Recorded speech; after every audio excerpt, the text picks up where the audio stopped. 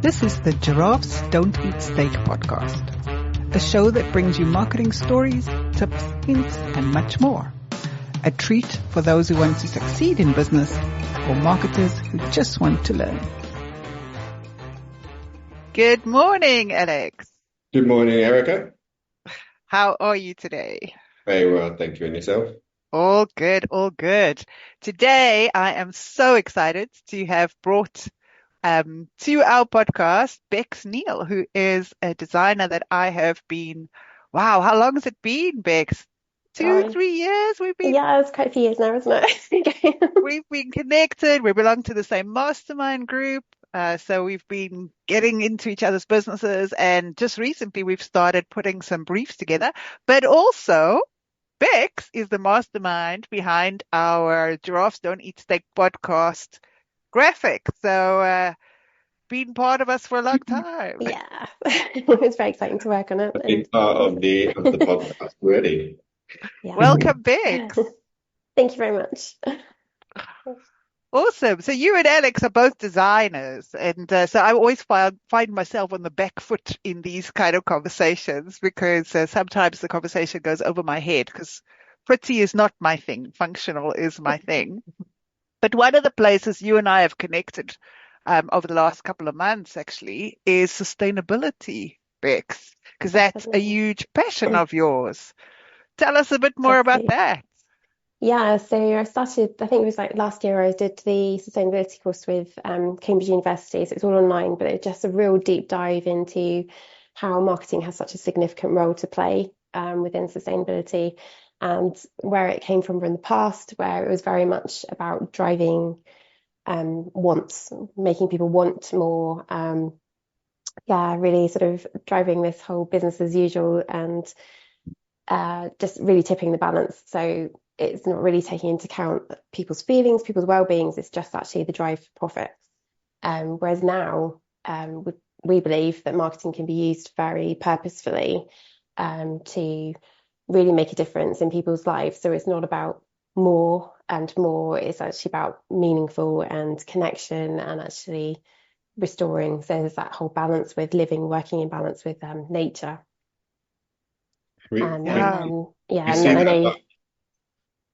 definitely. And I know we have done it as well, Erica. We did the carbon literacy project training this year as well. So that's been a real sort of re-energizer and just a real eye opener as well as some of the stats and figures that are coming about actually the extent of the damage that has been done already, but then a real sense of hope of what we can do to restore it.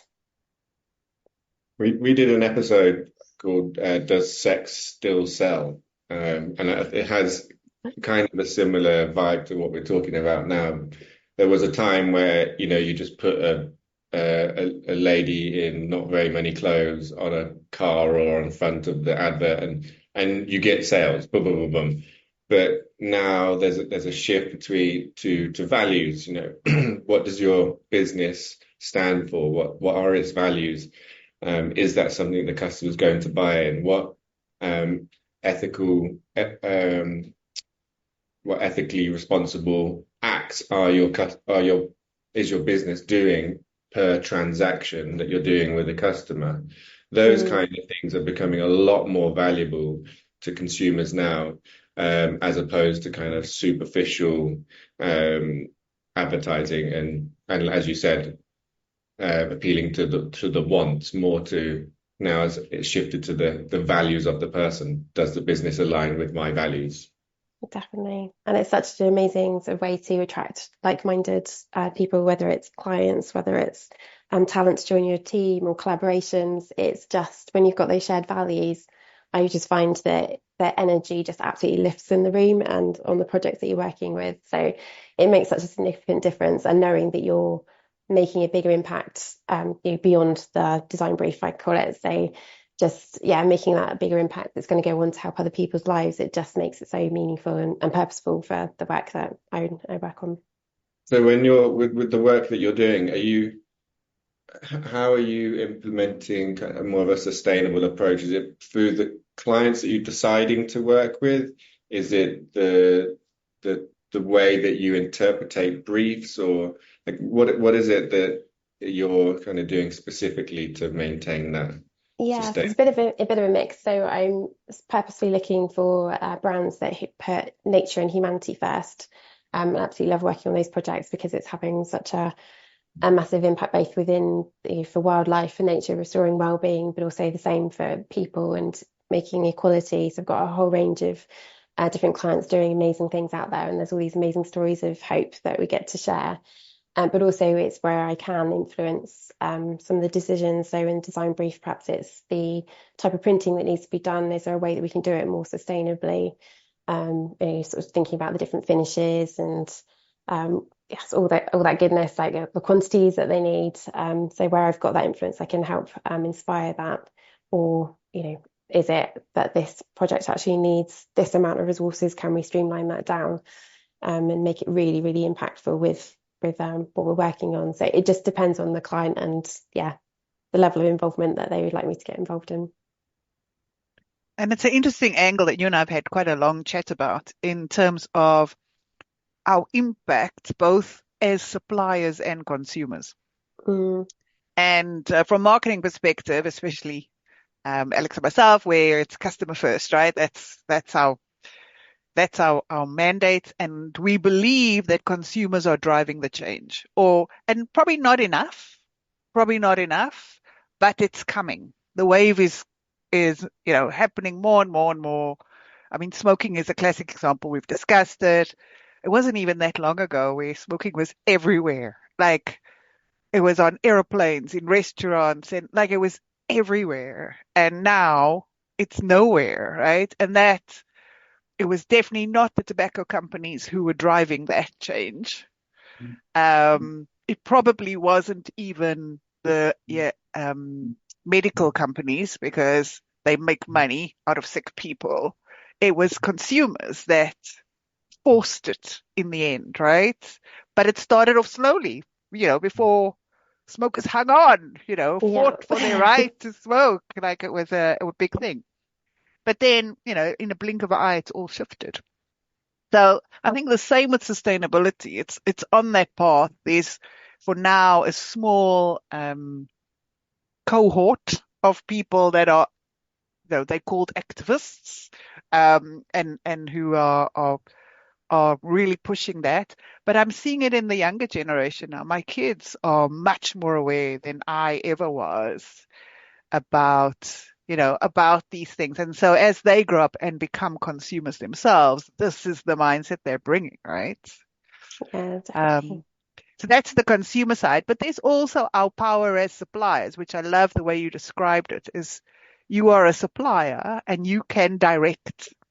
So even though your client may not be steering that conversation through how you deal with them, you can direct and advise and have an influence. And I think we forget that power that we have as Mm, suppliers, yeah.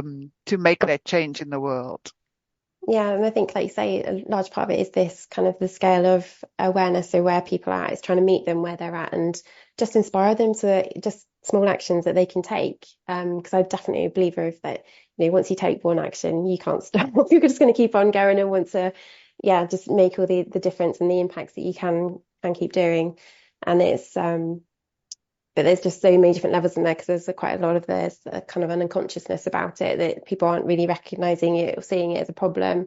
Um, but then you kind of get them into that sort of more state of they're aware of it but don't know how to do it. And then they've got the educational piece where, they're actually aware of it and they are starting to do more things to where we want to get everyone to is that state where they're just doing everything unconsciously. So they're really competent and they know about it, but it's all happening just as part of the way of living. It's just part of them. And it's very much the same with the brand. You really want to help people to live out those values through everything that they're saying and doing.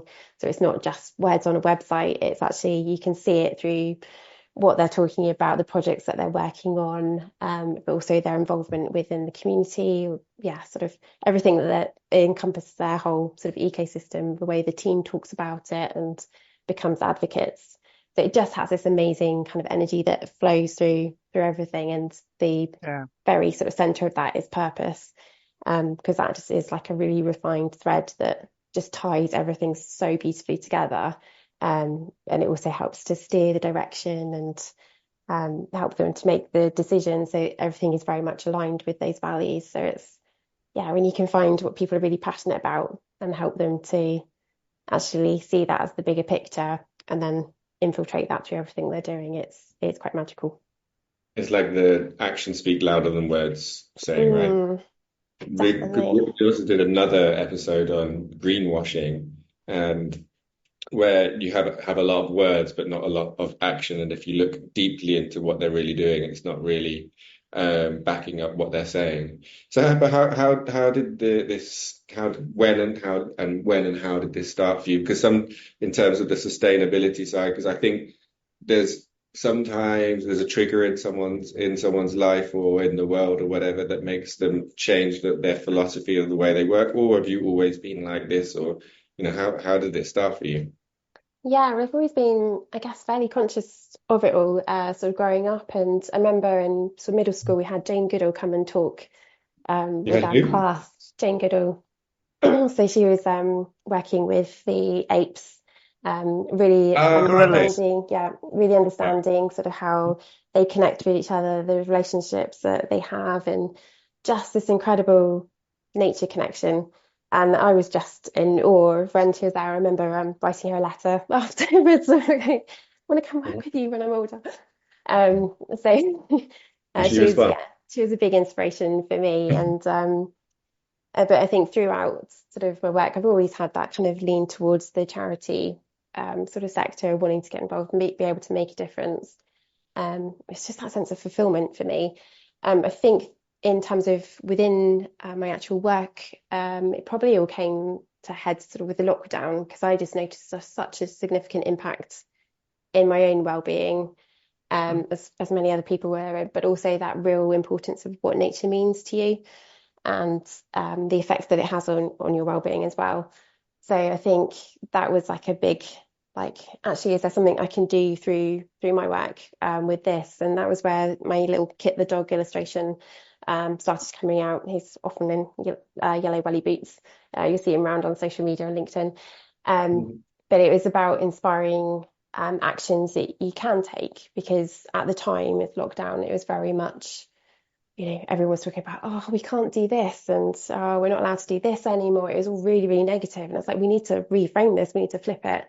So it was really focusing on simple actions that we could do, but just that things that just bring you joy and getting out into nature when you can. If you've got a garden space, what can you do within there to attract nature? So it's just, yeah, just trying to empower people to see something different. And then that for me sort of is, yeah, I guess the main trigger for the journey with wanting to learn more about sustainability, the whole cause and the effects that's going on, how we've had a significant role as humans and our activities within that. But yeah, so I think you can never stop learning. Every day's a school day. Wanting to do as much as I can, learn as much as I can, but also inspire as much action that I can. And then you've also got is it a field or Meadow, a a meadow, meadow that you're working on? Tell us yeah. about that. Yeah, so when we moved from Dorset back in 21, and there was an area outside the front of the house which was just down to grass. So what we thought we would do is turn it into a little mini orchard meadow. So God, I can see it from my studio window, which is really nice. But so we let it for the first year. We just let it rewild just to see what grew there, and then we had to do a lot of learning of like how do you actually look after a meadow, what do you need to do, and sort of how do you give nature that space. So some of it was about scarifying it all so that we were reducing the amount of grass in there to help encourage the wildflowers to grow up. We did put some seeds down. So it's been sort of about 3 years in the making. And this year we had amazing. Well, we've had quite a few people stopping when we're out there doing bits and pieces out in the garden, sort of saying how much they love it and really appreciate what we're doing. Keep up the good work. And then around No May, we'd again sort of left it, and it was just full of buttercups around that time. So it was really beautiful to see. But one evening we suddenly had a knock on the door with somebody we'd never met before, but they was like, please, can I take a photo of it? Because I really want to share it with my brother because I've been trying to encourage him to do something like this for ages for No May. So it was just like, oh, these actions You That's know, no matter awesome. how small you think it is, it has a knock-on effect and it inspires other people to take action. So yeah, so that's we will keep it going and see what comes up next year. Oh, that's Also, wonderful. the thing that Awesome. you said about COVID, so we're kind of going on a bit of a tangent now, but it's fine. Um, the the impact, the change that we all saw within our immediate surroundings and the things we saw globally that happened when everybody kind of dropped everything and Mm, didn't really move from their house, didn't get in the cars, didn't get in the airplanes, didn't turn the factories on. Actually, how quickly nature bounced back, Yeah. and that just showed, and that's quite a large scale example, but just what you were saying about creating your meadow or just talking about what paper to print on, etc., etc., etc. They all do make an impact. And mm, if we're all doing something individually, it might not make a huge impact. You personally, in the globe, if everybody's doing it, it's almost like a, yeah. a, a COVID thing again, where everybody stops or everyone's done something, and then you start seeing things return, some nature return, the fish returning to the rivers of Mm. Venice. Yeah, Um, definitely. Yeah, and yeah, there's so many areas I'd love to be able to, yeah, get involved in and just try and restore because there's lots of the with the rivers at the moment as well, like how polluted they are. So it's kind of, yeah, I would love to see those all restored. So we've got the wildlife thriving there, but there's just so much um getting sort of ploughed into them from the fields, from just yeah, so much pollution. And I know sort of locals have been measuring to see what the levels are at the moment. But I think water is such a vital part of the ecosystem. So yeah, I think there's going to be hopefully some collaborations that we can get involved in and make a bit of a difference. and as a designer in the digital world, are there any tips that you have for people to keep your digital world sustainable? Because I think there's one thing that people actually do not realize is that there are a lot of energy consuming digital platforms. I mean, AI, for example. I mean, Mm, everybody's using AI now, but AI it uses a hell of a lot of energy. And even things like the search engines, are you using search engines that are going straight to Google's pocket, or are you using search engines that are going to plant trees or help the whales in the oceans? Because there's lots of those options. I was just wondering if there's any platforms that people are using regularly that you found alternatives for, or anything like that in the digital world. yeah, I mean, I think, like you say, with the digital kind of emissions, it's very unseen, so it's quite easily missed. So there's things like Ecosia, which is the yeah browser that helps plants trees every time you search on there. That's always a really good one to have a look at. But also with terms of your hosting your website is to make sure it's with a green host, so they're powered by renewable energies and that they're doing good things behind, and you can get accreditations for that to show and prove. So going back to that, greenwashing element, you're providing validation that this is what you've signed up for, this is what you've got in place to help cover that. And I think the other thing is just to be really careful with well, it's hard for for your marketing side of things. With videos, it's like, can you keep them really sort of short and succinct? Because videos are one of the biggest sort of Energy consumers. that's the one, the energy consumers for that. And so it's just how that's being used. So a good way of slight way of going around it was of hosting a lot of those on YouTube itself, and then just using links so it's not hosted in on your website and it's not hosted in various different platforms. So you're always directing it to one place. So yeah, you haven't got the same file in multiple. But yeah, it's just sort of things about being really careful about and sort of the sizes of images is one of the bigger ones for on websites, just trying to keep everything to the size it needs to be rather than let's just go as big as we can and get it on there. So Yeah. it's yeah, just being really sort of And conscious of what about AI? I mean, this is a question for both of you. I actually don't know the answer. Is there, I mean, we're all using ChatGPT or Claude or what's the other one from Google? Lost it now in my mind, but Are we just still in the beginnings of the technology and no one's really thinking about the green side of AI yet? Or do we know if there's any greener versions of AI search tools that we're using? I Or don't it's Well, know just, green on, versions at the moment. yeah, on the course we were on, they just gave an assumption because it hasn't been measured yet on how much ChatGPT, for example, is consuming. Mm, But it's too new. It hasn't been properly measured, and therefore a contender hasn't risen because that's yeah. a problem has to be identified usually before someone steps up going, "Hey, I'm different." So I think yeah. it's probably still, I mean, what I mean, reality a couple of months, right? Yeah, definitely. And to we're, It's think, just we're exploded. It's still just on that curve of everyone's excited about the technology and they're just trying to get the most out of it and the most value from it, which is, it is what we're kind of programmed to do, I guess. Like, what's the biggest financial thing for me before we could start thinking about sustainability? That's kind of probably what a lot of the companies are thinking about right now. Make the most effective tool before we think about yeah, it. I think Yeah. it's using it with intention as well, because part of the perhaps led brand is very much about the content that you're putting out there is being authentic and building these relationships, which AI can't, I hope, ever can compete with that sort of human element of it. And I know I've had on different courses that I've been on where they're saying they've been on a panel sort of reviewing applications for awards or grants and things like that, and they can tell instantly when that application is being created by AI. Yeah, They end up having sort of like two or three sound very, very similar. So those are just, but thrown straight out.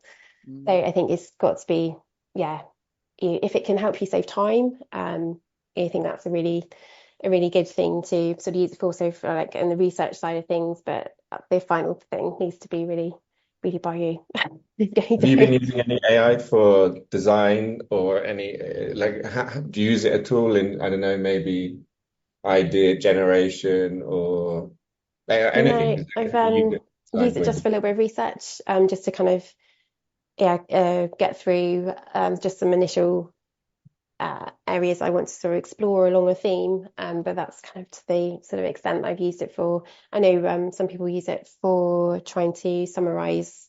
So if they've had a load of sort of questionnaires they sent out or feedback they want to go through, there's ways that you can use it to really kind of like summarize the content that's yeah, come back from. So that could, imagine if you had hundreds and hundreds, that's going to take you ages to go through.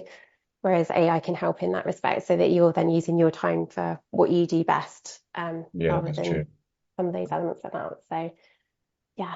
definitely. I just used it for a survey we did. We had something like 3,000 data points or something, and I'm not looking through every single one of those data points and analyzing it myself. To go into AI, and it came out with all of the data for me. But it's very helpful from that point of view. Mm. Research point is very, very powerful.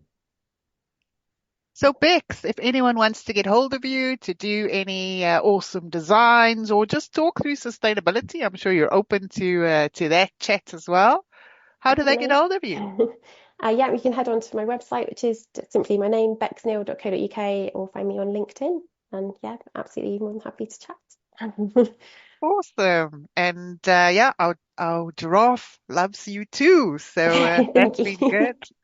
And are you Any going to be opening tours of your meadow? Well, I think yeah, we might consider that next year. any last tips you want to leave for our listeners? Any encouragement on starting the sustainability journey or anything they need to think about? Yeah, definitely. I think try and start with something that you can actually get involved in. So whether it's something within the community, a project there, or something in your, in your garden, whether it's at work or at home, just something you can really experience for yourself. Because I think again that connection with nature is really important. And then take it from there. Follow your purpose to be your guiding star to influence the decisions and the actions that you start working on with your teams. Fabulous. Any last words, Alex? Um, No, I just think that there's lots of things in the world that you can't control and you can worry about forever and ever and ever, but that doesn't really help anything at the end of the day. But there are a few things in your small realm of your world that you can change that can make a difference either to your immediate environment or can inspire others to do the same. Like the meadow. Like the meadow. Fantastic. Well, thanks, guys, for another awesome chat. And I'm sure we'll see each other again soon. Thank you. Thanks, Bye. Bex. Bye. That wraps up this episode of Giraffes Don't Eat Steak. Thanks for joining us. I hope you found value in our discussion and got some new ideas to apply to your own business. Tune in next week for another round of marketing insights and inspiration. If you enjoyed this episode, please leave us a review and subscribe on Apple Podcasts, Spotify, or wherever you listen to podcasts. We appreciate you listening. Catch you next time on Giraffes Don't Eat Steak.